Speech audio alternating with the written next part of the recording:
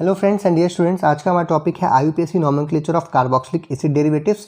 और इस वीडियो में हम लोग carboxylic acid derivatives like acid halides, ester, anhydrides, amides इत्यादि का आईयूपीएसी नोमेनक्लेचर और उनका कॉमन नोमेनक्लेचर को आसान तरीके से ढेर सारे एग्जाम्पल्स के साथ समझने की कोशिश करेंगे। मैं हूं डॉक्टर प्रजनेश शुक्ला। चलिए शुरू करते हैं। पिछले वीडियो में हमने आपको बताया था कि कार्बोक्सिलिक एसिड क्या है और उनका नाम लिखना भी बताया था, लेकिन आगे बढ़ने से पहले हमें इनका थोड़ा सा रिकैप लेना पड़ेगा। कार्बोक्सिलिक एसिड वो ऑर्गेनिक कंपाउंड्स होते हैं जहां पर COOH ग्रुप या C डबल बॉन्ड OOH इस तरीके से हम लिख सकते हैं, कार्बोक्सिल ग्रुप जिसे कहते हैं वो पाया जाता है कार्बोक्सिलिक एसिड में। और जो इनका नाम बनता है, यूपीएसी नाम जो बनता है वो करस्पॉन्डिंग एल्केन की कितने नंबर ऑफ कार्बन इस कार्बोक्सिलिक एसिड में है उसके हिसाब से जो भी एल्केन का नाम बनता उस एल्केन के नाम में से ई को हटा करके वहाँ पर ओइक एसिड हमें जोड़ना है, नाम बन जाता है एल्केनोइक एसिड। जैसे कि मीथेन में से ई हटाया और ओइक एसिड जोड़ा तो नाम बन गया मीथेनोइक एसिड। लेकिन ये मैं आपको इसलिए बता रहा हूँ क्योंकि इसके पहले जितने भी हम लोगों ने कंपाउंड्स पढ़े जैसे कि alkene, alkynes, alkyl halide, alcohol, ether, aldehyde, ketones, ये कार्बोक्सिलिक एसिड सब हम पढ़ चुके हैं। और उन सभी जगहों पे हमने आपको एक चीज़ बताई थी कि उनके आईयूपीएसी नेम जो होते हैं वो एल्केन्स से ही डिराइव किए जाते हैं, क्योंकि उन्हें हम एल्केन्स का डेरिवेटिव मानते हैं। जैसे कि यहाँ पर भी हमने ई हटाया और ओइक एसिड लिखा तो हमें करस्पॉन्डिंग कार्बोक्सिलिक एसिड का नाम मिल रहा है। लेकिन जितने भी हमारे ये क्या नाम है डेरिवेटिव्स हैं कार्बोक्सिलिक एसिड डेरिवेटिव्स, ये नाम से ही पता चल रहा है ये सब के सब जो है कार्बोक्सिलिक एसिड के डेरिवेटिव्स हैं, इसलिए जो इनका आईयूपीएसी नेम भी होगा वो भी करस्पॉन्डिंग कार्बोक्सिलिक एसिड से ही बनेगा या उसी से डेराइव होगा। आइए देखते हैं क्या होते हैं ये कार्बोक्सिलिक एसिड डेरिवेटिव जो होते हैं। वो हैं जहां पर जो COOH ग्रुप के जो हाइड्रोक्सिल ग्रुप है, OH ग्रुप है, उसको हम रिप्लेस करते हैं डिफरेंट अदर ग्रुप्स के साथ। और ये ग्रुप्स क्या होंगे आइए देखते हैं। तो ये चार तरीके के जनरली हमको देखने को मिलते हैं। एक हमारा एसिड हैलाइड होता है। सबसे पहला एसिड हैलाइड में क्या है, जो COOH ग्रुप है हमारा, इस OH ग्रुप को हम किसी भी हैलाइड ग्रुप लाइक कि Cl या Br से क्या करते हैं, रिप्लेस कर दें ऐसे से, तो हमें एसिड हैलाइड्स मिलेगा। OH की जगह पे यहाँ पे आपको X दिखाई दे रहा है, बाकी सब कुछ सेम है। OH की जगह पे यहाँ पे X दिख रहा है। X जो है Cl हो सकता है, Br हो सकता है, इसीलिए इसका नाम जो है हम लोग एसिड क्लोराइड, एसिड ब्रोमाइड जैसा लिख सकते हैं। दूसरा है हमारा, जब हम लोग इस अपने क्या नाम है एसिड की रिएक्शन किसी अल्कोहल से करा दें तो वाटर के मॉलिक्यूल निकलेंगे और वाटर के मॉलिक्यूल के निकलने की वजह से ये OH ग्रुप जो है वो OR ग्रुप से क्या हो जाएगा, रिप्लेस हो जाएगा। ये R सेम भी हो सकता है, डिफरेंट भी हो सकता है। और इस तरीके से RCOOR जो हमें प्राप्त होंगे उन्हें हम क्या कहते हैं, ईस्टर्स कहते हैं। तीसरा हमारा एनहाइड्राइड्स, जब दो एसिड सेम या डिफरेंट एसिड्स आपस में कंडेंस होते हैं तो वहाँ से वाटर का मॉलिक्यूल निकलता है। कैसे निकलेगा, देखिए यहाँ से OH और एक और एसिड आ जाए सेम और वहाँ से H, तो क्या निकल जाएगा, वाटर का मॉलिक्यूल निकल जाएगा और ये आपस में जुड़ जाएंगे। जब ये आपस में जुड़ेंगे तो हमें क्या प्राप्त होगा, एनहाइड्राइड्स प्राप्त होगा। या हम कह सकते हैं कि ये OH ग्रुप जो है वो यहाँ से C डबल बॉन्ड OR से क्या हो गया है, रिप्लेस हो गया। तो ये क्या मिल जाएगा, एनहाइड्राइड्स।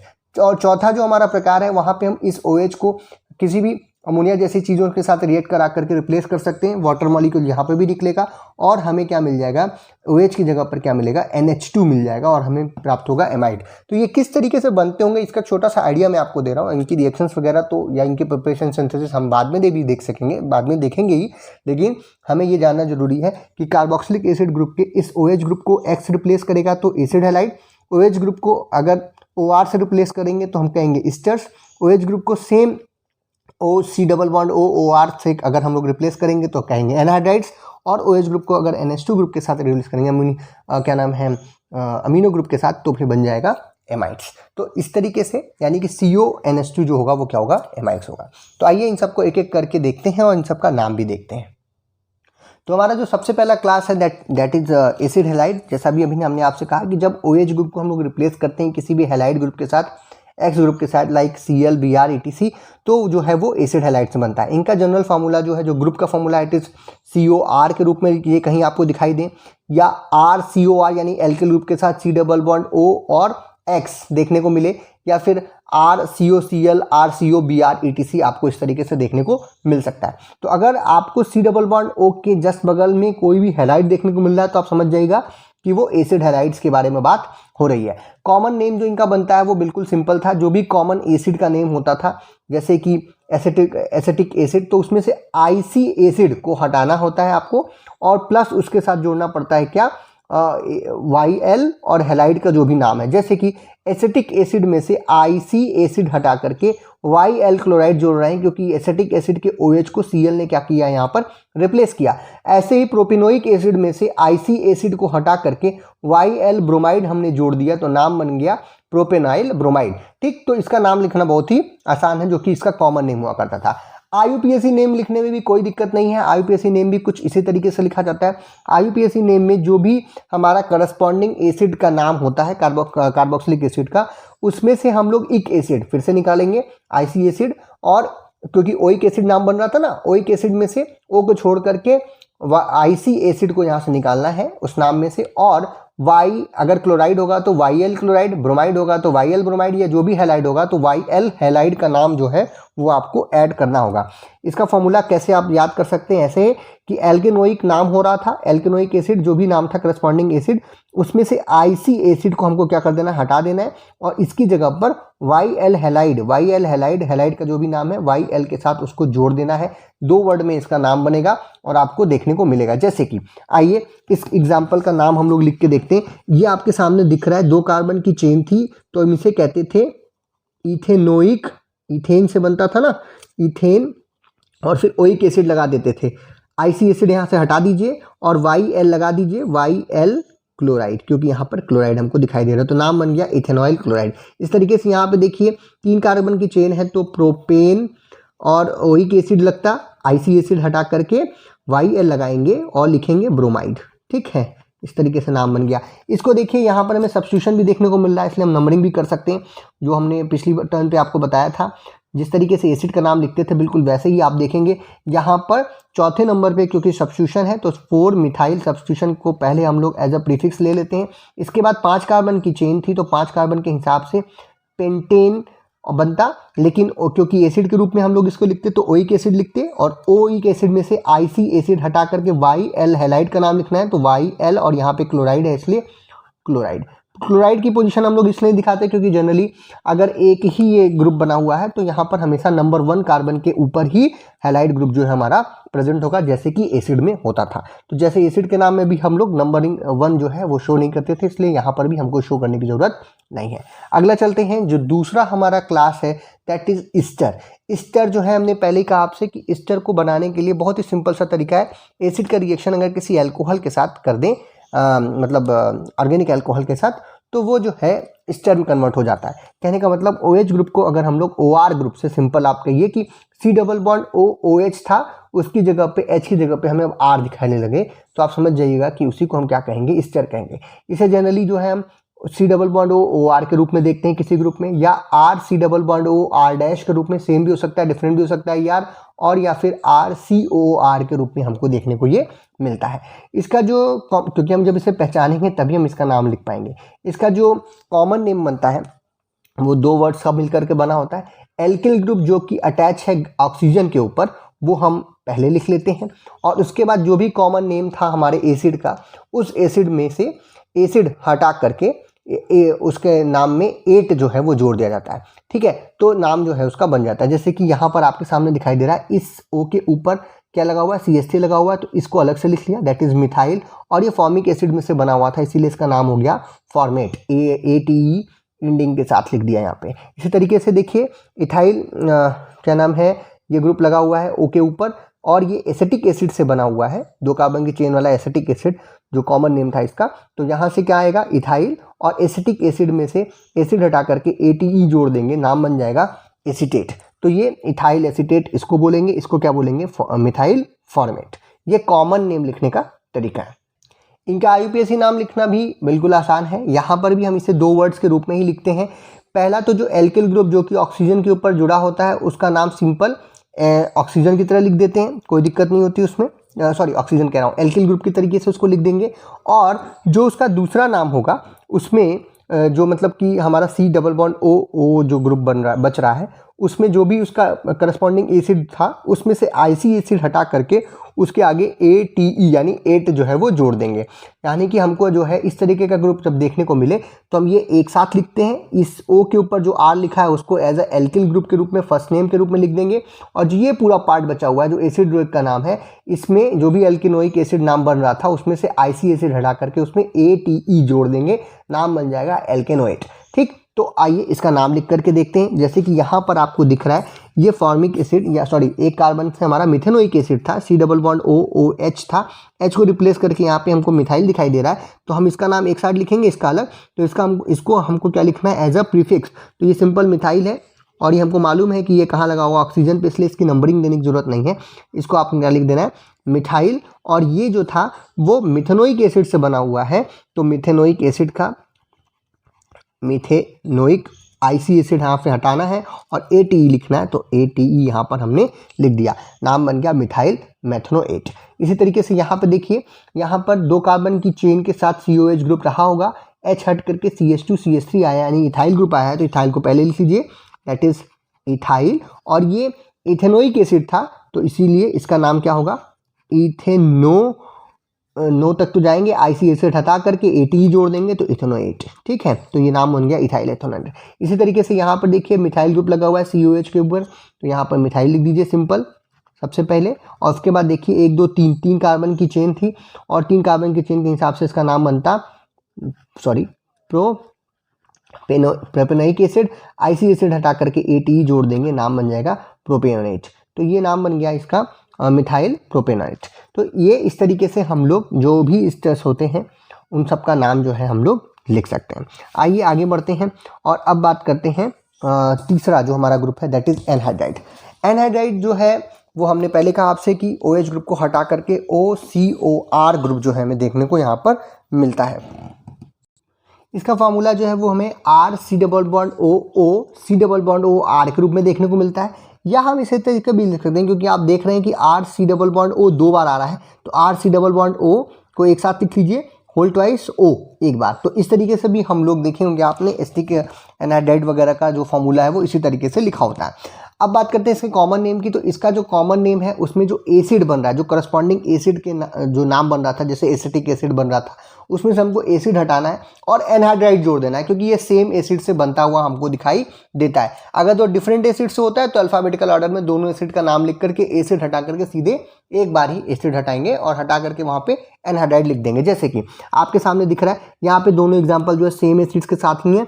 यहाँ पे आप देख पा रहे होंगे, अगर थोड़ा सा ध्यान लीजिएगा तो यहाँ पे H अगर होता तो एसिटिक एसिड होता था, और अगर यहाँ पे भी H होता तो भी ये एसिटिक एसिड होता, यानी ये दोनों एसिटिक एसिड से जुड़ करके ही बने हुए हैं। तो दोनों तरफ एसिटिक एसिड है, तो इसीलिए हम लोग सिंपल एसिटिक यूज कर लेंगे, क्योंकि इस दोनों तरफ सेम चीज दिखाई दे रही है, इस O के इधर भी और इधर भी। अगर R अलग होता तब हम लोग कुछ अलग करते। यहाँ पे एसिड दिख रहा है तो एसिटिक एसिड से ही होता, एसिड हटा करके यहाँ पे हम क्या लिख देंगे, सिंपल एनहाइड्राइड लिख देंगे। इस तरीके से यहाँ पे भी हमको देखिए 1 2 3 कार्बन की चेन इधर भी दिख रही है, 3 कार्बन की चेन इधर भी दिख रही है, यानी ये प्रोपिनोइक एसिड से जो है ये बना हुआ है। तो प्रोपिनोइक एसिड में से सिंपल प्रोपिनोइक एसिड हटाइए और यहाँ पे क्या डाल दीजिए, एनहाइड्राइड डाल दीजिए, नाम बन गया प्रोपिनिक एनहाइड्राइड। ठीक, तो ये कॉमन नेम लिखने का तरीका है। लेकिन IUPAC नोमेनक्लेचर किस प्रकार से आता है? IUPAC नोमेनक्लेचर में हम लोग ये करते हैं सेम जैसे कॉमन नेम सिस्टम में आपको बताया मैंने, जो भी करस्पॉन्डिंग कार्बोक्सिलिक एसिड का नाम बन रहा था उसमें से एसिड वर्ड हटाएंगे हम लोग और एनहाइड्राइड को क्या कर देंगे, सिंपल जोड़ देंगे। यानी एल्केनोइक एसिड में से एसिड हटाएंगे, ओइक तक रहेगा पूरा, ये एसिड हटाना है यहाँ पर और एनहाइड्राइड यहाँ पर जोड़ देना है, नाम बन जाएगा एल्केनोइक एनहाइड्राइड। जैसे आपके सामने यहाँ पर दिखाई दे रहा है 2 कार्बन की चेन इधर भी है, 2 कार्बन की चेन इधर भी, यानी कि सेम एसिड से मिलकर के ये बना हुआ होगा, यानी कि इथेनोइक एसिड होना चाहिए इसका नाम। एसिड हटा करके सिंपल क्या जोड़ देंगे, एनहाइड्राइड जोड़ देंगे, नाम बन जाएगा इथेनोइक एनहाइड्राइड। ठीक, इसी तरीके से यहाँ पर देखिए 1 2 3 कार्बन की चेन है दोनों तरफ, और 3 कार्बन की चेन जब होती है तो हम उसे कहते हैं प्रोपेनोइक एसिड। ठीक है, और प्रोपेनोइक एसिड में से एसिड हटाना है और एनहाइड्राइड जोड़ देना है, तो ये बन जाएगा प्रोपेनोइक एनहाइड्राइड। अभी मैंने जब आपको इसके बारे में हमने स्टार्टिंग में बताया तो हमने आपसे कहा कि जनरली ऐसा होता है कि एनहाइड्राइड जो है वो 2 एसिड्स के आपस में जुड़ने की वजह से बनते हैं, इसीलिए यहाँ पर दोनों सेम एसिड जुड़ रहा है और नाम जो है उस एसिड का क्या है, प्रोपेनोइक है, इसीलिए इसको हम लोगों ने क्या बोला, प्रोपेनोइक एनहाइड्राइड। अगर दो डिफरेंट कार्बोक्सिलिक एसिड के जुड़ने की वजह से एनहाइड्राइड बन रहा हो तो कोई प्रॉब्लम नहीं है। दोनों कार्बोक्सिलिक एसिड को हम अल्फ़ाबेटिकल ऑर्डर में लगा देते हैं, एसिड वहाँ से हटा देते हैं और एक बार जो है वो एनहाइड्राइड वर्ड का प्रयोग करते हैं। जैसे कि यहाँ पर आप देखिए इस O के इस तरफ जो है वो 3 कार्बन की चेन दिखाई दे रही है, इधर 2 कार्बन की चेन दिखाई दे रही है, यानी ये 2 एसिड से मिलकर के बना होगा। एक हमारा इथेनोइक एसिड, दूसरा होगा हमारा प्रोपेनोइक एसिड। तो अब इस दोनों में से अल्फ़ाबेटिकल ऑर्डर में ई पहले आता है, पी बाद में, इसीलिए हम लोग यहाँ पर लिख देंगे इथेनोइक और फिर प्रोपेनोइक एनहाइड्राइड। ठीक है, तो ये बड़ा सी सिंपल सी चीज़ है कि जिस भी एसिड से मिलकर के बना हो उन दोनों एसिड का नाम उठाइए और उनको जो है अल्फ़ाबेटिकल ऑर्डर में लिखाइए। जैसे ई पहले आ गया, पी बाद में, उसके बाद सिंपल एसिड हटा करके एनहाइड्राइड वर्ड का प्रयोग कर दीजिए। तो ये एनहाइड्राइड्स के नाम लिखने का तरीका है। आखिरी जो आज का हमारा क्या नाम है कंपाउंड है, दैट इज़ या टाइप ऑफ ऑर्गेनिक कंपाउंड है, दैट इज़ एमाइड्स। एमाइड्स जो है वो सिंपली OH ग्रुप को NH2 ग्रुप के साथ रिप्लेस करके बनते हैं। तो RC+O OH की जगह पर RC+O NH2 इनका फॉर्मूला आ जाता है, या फिर RCO NH2 हमको देखने को मिले या CO NH2 देखने को आपको मिले तो आप समझ जाइएगा वहाँ पर, यानी कि इसको हम इस तरीके से भी लिख सकते हैं C+O NH2 हमको देखने को मिले तो आप समझ जाइएगा कि वहाँ पर क्या है, एमाइड है। एमाइड का जो कॉमन नेम है वो भी बहुत ही आसानी तरीके से लिखा जाता था।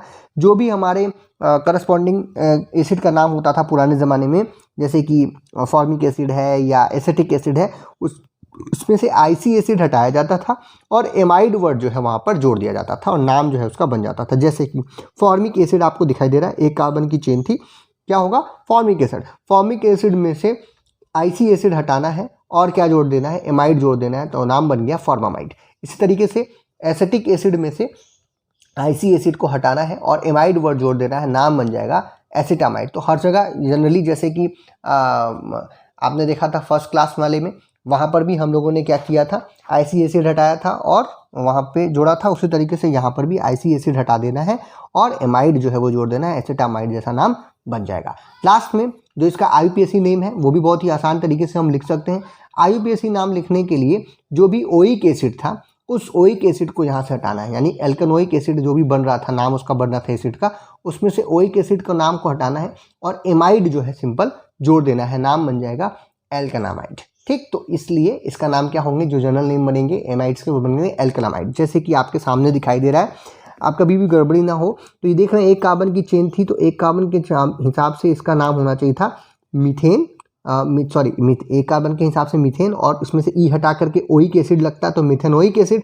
लेकिन अब हम लोगों को क्या करना है, इसमें से मिथेनोइक एसिड में से ओइक एसिड हटाया और सिंपल एमाइड जोड़ दिया तो नाम बन गया मेथेनामाइड। इसी तरीके से यहाँ पे देखिए 3 कार्बन की चेन थी, तो 3 कार्बन के हिसाब से इसका नाम बनता प्रोपेनोइक एसिड। तो ओइक एसिड को हम लोगों ने हटाना है और एमाइड जोड़ देना है, नाम बन गया प्रोपेनामाइड।